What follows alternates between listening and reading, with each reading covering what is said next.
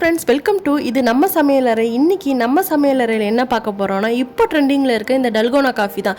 இந்த காஃபியை ரெண்டு டைப்பா செஞ்சிருக்கேன் இன்னைக்கு. ஒன்னு ஹாட்டாவும் இன்னொன்னு கூலாவும். காஃபி எப்படி பண்றதுன்னு பார்க்கிறதுக்கு முன்னாடி நம்மளோட சேனலை சப்ஸ்கிரைப் பண்ணிடுங்க. கூட இருக்கிற பெல் ஐக்கானை பிரஸ் பண்ணிடுங்க. ஃபர்ஸ்ட் பாலை காய்ச்சி எடுத்துக்கலாம். 2 கிளாஸ் பால் போல ஃபர்ஸ்ட் காய்ச்சிக்கிறேன். பால் நல்லா காய்ச்சினதுக்கு அப்புறமா 1 கிளாஸ் பாலை மட்டும் நல்லா ஆற வச்சுட்டு ½ அன் ஹவர் ஃப்ரீசரில் வச்சு எடுத்துக்கணும். காஃபி செய்கிறதுக்கு என்னென்ன திங்ஸ் தேவைன்னு பார்க்கலாம். இன்ஸ்டன்ட் காஃபி பவுடர் வேணும். எந்த பிராண்டாக இருந்தாலுமே ஓகே தான். ஒயிட் சுகரும் ஹாட் வாட்டரும் எடுத்திருக்கேன். இப்போது ஒரு சின்ன மிக்சிங் பவுல் எடுத்திருக்கேன். இதில் 2 table spoon instant coffee powder சேர்க்குறேன். நம்ம எந்த ஸ்பூனால் காஃபி பவுடர் சேர்க்குறோமோ அதே ஸ்பூனாலே சுகரும் வாட்டருமே மெஷர் பண்ணிக்கோங்க. இப்போ இதில் 2 table spoon instant coffee powder சேர்த்துருக்கேன். இதோட 2 டேபிள் ஸ்பூன் சுகரை ஆட் பண்ணியிருக்கேன். உங்களுக்கு இன்னும் கொஞ்சம் இனிப்பு வேணும்னா இன்னும் 1 டேபிள் ஸ்பூன் சுகர் கூட ஆட் பண்ணிக்கலாம். இந்த ஸ்பூனாலேயே 2 டேபிள் ஸ்பூன் ஹாட் வாட்டர் சேர்க்குறேன். இந்த மாதிரி ஒரு ஃபோர்க் எடுத்திருக்கேன். ஃபோர்க் எடுத்து இதை லைட்டாக பீட் பண்ணி விட்டுக்கிட்டே இருக்கணும். பிளெண்டர்லாம் எதுவுமே இல்லாமல் இந்த ஃபோர்க்கை வச்சே இந்த காஃபி எப்படி ரொம்ப சூப்பராக செய்கிறதுன்னு தான் பார்க்க போகிறோம். இதை தொடர்ந்து நம்ம பீட் பண்ணிக்கிட்டே இருக்கணும். பீட் பண்ண இதோட ஸ்ட்ரக்சர் மாறிக்கிட்டே வரும். கண்டிப்பாக இதை முடிக்கிறதுக்கு 10லேருந்து 15 நிமிஷம் ஆகும்.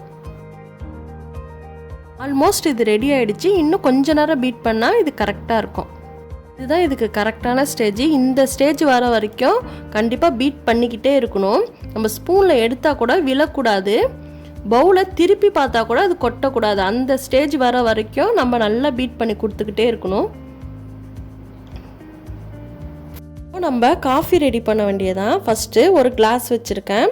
கிளாஸ் வச்சுட்டு ஃபஸ்ட்டு சூடாக இருக்கிற பாலை இதில் ஆட் பண்ணிக்கிறேன். 3/4 கிளாஸ் வரைக்கும் ஆட் பண்ணால் போதும். இப்போது நம்ம நல்லா க்ரீமியாக அடித்து வச்சுருக்க இந்த காஃபி பவுடரை 2லேருந்து 3 டேபிள் ஸ்பூன் வரைக்கும் இதில் ஆட் பண்ணிக்கலாம். எல்லா சைடும் சமமாக ஸ்ப்ரெட் பண்ணி விட்டுக்கணும்.